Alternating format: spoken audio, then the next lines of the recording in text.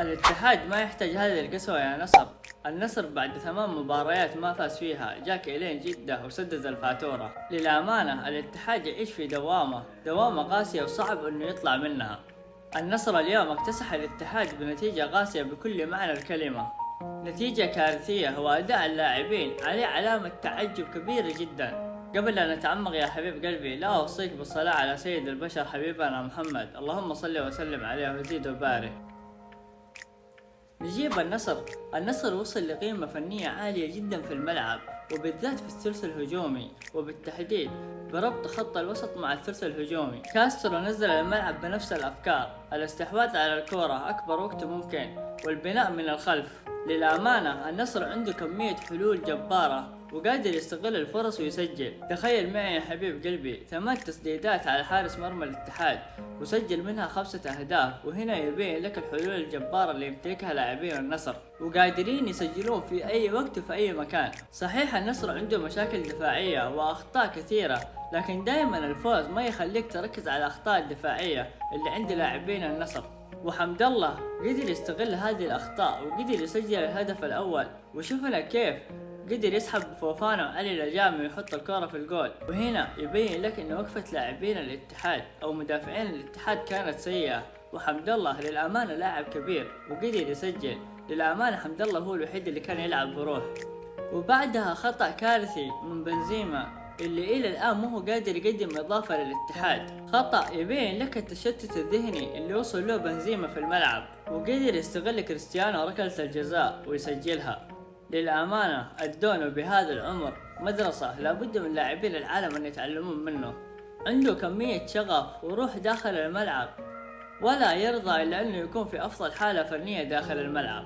ما شاء الله تبارك الله يا كريستيانو. وبعدها تاليسكا قدر يسجل الهدف الثاني من عرضية تيليس، وقدر يثبت الكرة داخل منطقة الجزاء ويحط زكريا هوساوي وكادش في ظهره ويسجل الكرة.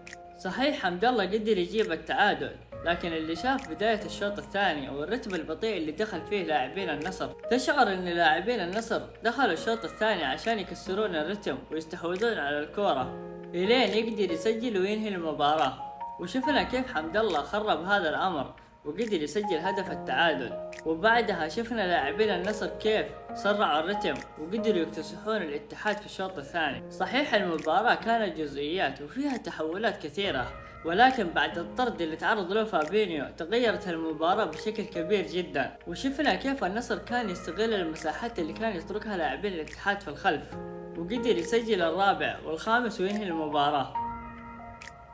نجيب الاتحاد، ولكن قبل أن نجيب الاتحاد لا أوصيك بالاشتراك إذا باقي ما اشتركت، ولا تنسى اللايك يا حبيب قلبي.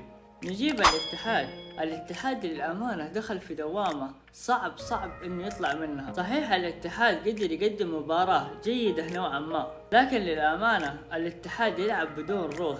وين الروح اللي عند اللاعبين؟ وين الشغف؟ للأمانة اللاعبين سيئين لأبعد درجة. للحظة تقعد تفكر تقول معقول المدرب ما عنده حلول في الملعب، ما عنده أفكار جالس يطبقها في الملعب؟ معقول المدرب ما هو قادر ينظم اللاعبين في الحالة الدفاعية والحالة الهجومية؟ أو إن اللاعبين وصلوا لمرحلة من السوء ما عاد تخليك تستوعب إن المدرب جالس يطبق أفكار في الملعب أو لا؟ للأمانة الاتحاد وصل لمرحلة كارثية، حتى اللياقة عند اللاعبين كارثية لأبعد درجة. وشفنا الضغط اللي كان يسويه لاعبين الاتحاد، كان الضغط أبدا ما هو منظم. يا جاياردو كيف جالس تلعب بدفاع متقدم وأنت تواجه أفضل وسط في الدوري، ممكن الأفضل في الدوري، ولاعبين مثل تاليسكا وساديو ماني وكريستيانو رونالدو يحبون المساحات وقادرين يسجلون حتى لو ما في مساحات في الملعب، فما بالك لو تلعب بدفاع متقدم؟ أكيد راح يسجلون، وكان ممكن يضاعفون النتيجة أكثر من 5 أهداف. للأمانة الاتحاد يحتاج شغل كبير عشان يطلع من الدوامة اللي يمر فيها. ألف مبروك لعشاق النصر هذا الفوز المهم. النصر لا زال يثبت للجميع انه منافس، وينتظر اي تعثر للهلال عشان يقلص الفارق النقط اللي بينهم. وهارد لك الاتحاديين، واتمنى الاتحاد يطلع من الدوامة هذه في اقرب وقت ممكن. ما هو معقولة في 3 مباريات تستقبل 11 هدف.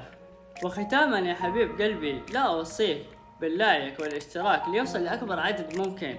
واللي ما شاف تحليل مباراة الهلال وأبها والنصر والاتفاق يشوفها من هنا. والسلام عليكم.